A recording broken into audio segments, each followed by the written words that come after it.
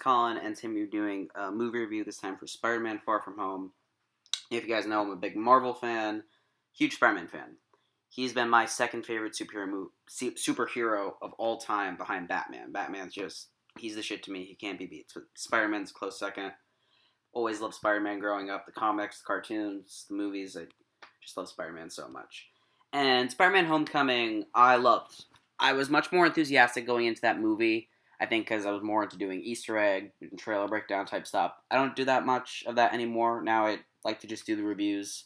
But Far From Home, I had reasonable expectations for it. The trailers were good, but I was kind of lacking for it. What I was really excited for in this movie was seeing Jake Gyllenhaal's Mysterio. Because Mysterio is one of my favorite Spider-Man villains in the comics. The only one of my favorite Spider-Man villains I haven't seen is Kraven the Hunter. I'd really like to see him. But, you know, I was just... I felt kind of fatigued going into this movie, I'll admit it. Because I did love Homecoming, but it wasn't one of my favorite Marvel movies. And the trailers for this movie, they kind of looked like a bit of a rehash of Homecoming, just taking place in different countries. And in a little bit of the first act of this movie, I remember thinking to myself, I think this is going to be a disappointment. But then it really picks up once the actual story hits in. The opening scene is really funny and emotional, and this movie does have jokes that are retreads of the first one, but it does them well. This cast was much more electric this time around. Let me focus on each of the individual characters. I just need to get the actors' names so they all get their credit. Just give me a moment. Zendaya, I thought she was solid. I've never really been the biggest Zendaya fan. She doesn't really feel like MJ to me. I do like her little snarky attitude. Her chemistry with Peter was fine, but that kind of part of the movie, it was a little boring and even somewhat cliched. But J.B. Smoove was hilarious. And if you don't know J.B. Smoove, if you don't watch Curb Your Enthusiasm, he is so funny as Leon. And he's basically playing the same character. He's just so insane. His laugh and his scream, it is so funny. And, man, Jake Gyllenhaal's Mysterio, when he first appeared, I'm like, he looks fine. And then you actually get to see some scenes with him and character moments. He's a really great villain. I would say, personally, I think he's better than the Vulture. He is so good. And the Vulture, Michael Keaton, was really good. Because he does remind me a lot of Mysterio in the comics. And in the beginning, they try to do, like, one little tweak with him. Like, comic fans will see the twist coming. Like, it was always in the back of my head knowing what they were going to do. But Jake Gyllenhaal is such a good actor that he just plays the role so well.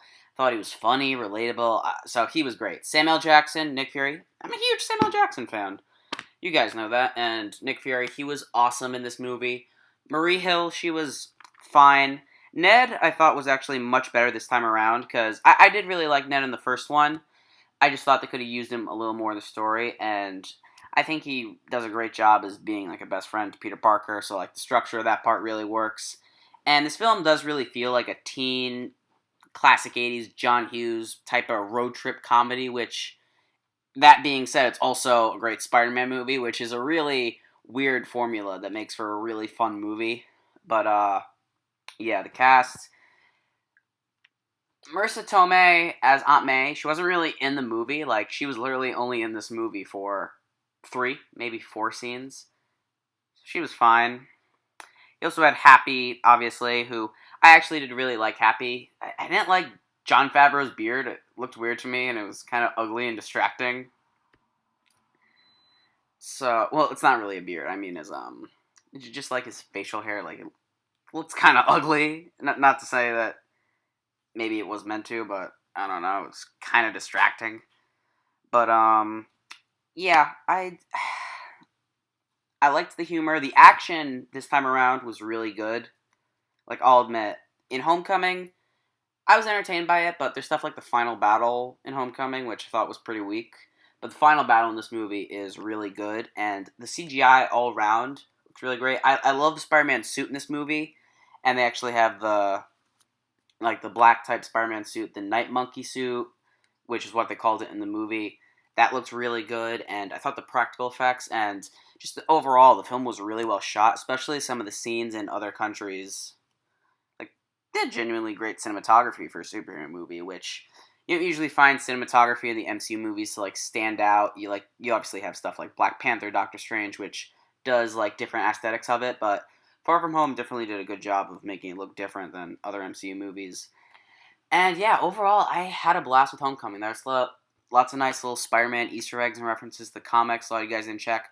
There's some not so subtle ones, like there's a Star Wars joke that it's a little too on the nose, but yeah, lots of great fan service. Spider-Man, Tom Holland, they really did a great job at giving him a really emotional arc in this movie because I can't wait to see what they do next with his character. And stick around for the 2 post-credit scenes. You will not be disappointed because the first post-credit scene was a huge WTF for me, and the second one was even a bigger twist. Like, it really shows you. We don't even have a release date for what the next MCU movie is going to be. We don't have a trailer.